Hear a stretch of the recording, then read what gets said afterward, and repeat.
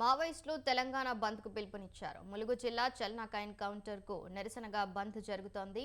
దీంతో జిల్లా పోలీసులు అప్రమత్తమయ్యారు. ఏటూరు నాగారం ఏజెన్సీలో ఆదివాసీ గూడాలు అడవుల్లో కూంబింగ్ ముమ్మరం చేశారు. పోలీసులు పలు వాహనాలు లాడ్జీలో తనిఖీలు చేపట్టారు. ఎవరైనా గుర్తు తెలియని వ్యక్తులు లాడ్జీలో ఉన్నారా అని నిర్వాహకులను ఆరా తీశారు. ఎలాంటి అవాంఛనీయ ఘటనలు జరగకుండా పోలీసులు నిఘా పెంచారు. ఇక ఇదే అంశంపై మరింత సమాచారం సుధాకర్ ఫోన్ లైన్ ద్వారా అందిస్తారు. సుధాకర్, గత కొద్ది రోజుల క్రితం మావోయిస్టులు ఎన్కౌంటర్ నిరసనగా ఈ రోజు మావోయిస్టు రాష్ట్ర కమిటీ కార్యదర్శి జగన్ పిలుపు మేరకు మొత్తం తెలంగాణ రాష్ట్ర వ్యాప్తంగా బంద్ పిలుపునివ్వడం జరిగింది. ఈ బంద్ లో భాగంగా చూస్తే గత కొద్ది రోజుల నుంచి కూడా ఏజెన్సీ ప్రాంతాలలో ప్రజలు ఎప్పటికప్పటికి అప్రమత్తం చేస్తూ వారికి ఎలాంటి ఇబ్బంది లేకుండా ఇటు పోలీసులు మొత్తం కట్టుదిట్టమైన చర్యలు తీసుకోవడం జరుగుతుంది.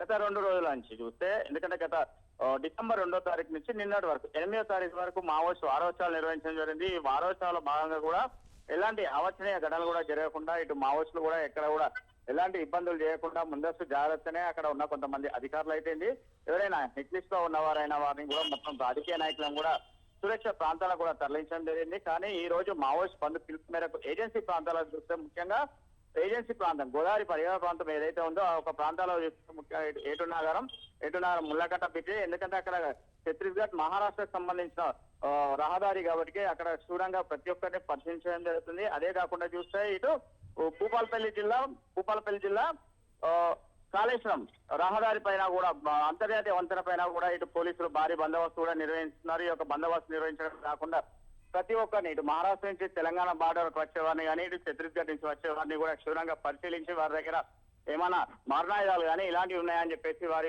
వెహికల్స్ కానీ ఇటు కార్లు వచ్చిన 2 వీలర్ పైన కూడా పూర్తి స్థాయిలో క్షుణ్ణంగా పరిశీలించిన తర్వాతనే వారిని అక్కడి నుంచి పంపించడం జరుగుతుంది. అదే కాకుండా ఎవరైనా అనుమానితులు కనుక ఉన్నాయంటే వారిని అదుపులోకి తీసుకొని వారిని విచారించి వారిపైన తగు ఆధారాలు ఉంటేనే వారిని పంపించడం జరుగుతుంది. దీంతో పాటు చూస్తే అక్కడ ఉన్న ఎవరైతే కొరియర్లు ఉన్నారో మావోయిస్ట్ సంబంధించిన కొంతమంది కొరియర్స్ ఉంటారు. ఈ కొరియర్స్ కూడా గత కొద్ది రోజుల క్రితం వారందరికీ హెచ్చరికలు కూడా ఇవ్వడం జరిగింది. ఇటు పోలీస్ తరపు నుంచి వారిని కూడా బయటికి వెళ్లకుండా వారిపైన డేయకన్నేసి వారి యొక్క కదలికలను కూడా ఇటు పోలీసులు ఎప్పటికప్పుడు గమనించడం జరుగుతుంది. అదే క్రమంలో చూస్తే ఏజెన్సీ ప్రాంతాల వస్తే ఇప్పుడు ములుగు జిల్లా కానీ, ఇటు భూపాలపల్లి జిల్లా కానీ, ఇటు భద్రాద్రి కొత్తగూడెం జిల్లా, పెద్దపల్లి జిల్లా, ఈ యొక్క ప్రాంతాలలో ఎవరైనా కూడా అనుమానితులు ఇక్కడ ఉన్న సుదీర్ఘ వసతి గృహాలు ఏవైతే ఉన్నాయో లాడ్జులు కానీ తర్వాత గెస్ట్ హౌస్ లో కూడా ఎవరెవరు ఉన్నారు ఏంటి అనేది ఎప్పటికప్పుడు వారు అక్కడ ఉన్న ఇన్ఛార్జ్ అయితే ఎవరైతే ఉన్నారో వాళ్ళ పూర్తి స్థాయి అడ్రస్లు తీసుకొని వారు పోలీస్ స్టేషన్ పంపవలసిన పరిస్థితిగా ఉంది. అదే క్రమంలో చూస్తే ఇటు పోలీసులు కూడా పెద్ద ఎత్తున వారందరి దగ్గరికి వెళ్ళి చెక్ చేయడం జరుగుతుంది. ఏజెన్సీ ప్రాంతాలకు అయితే ఆ ఏజెన్సీలో ఉన్న దట్టమైన అడవిలో ఉన్న కొన్ని గూడాలు ఉంటాయి. ఒక గూడాలకు సంబంధించి గుర్తుపేయల గూడాలు ఉంటాయి.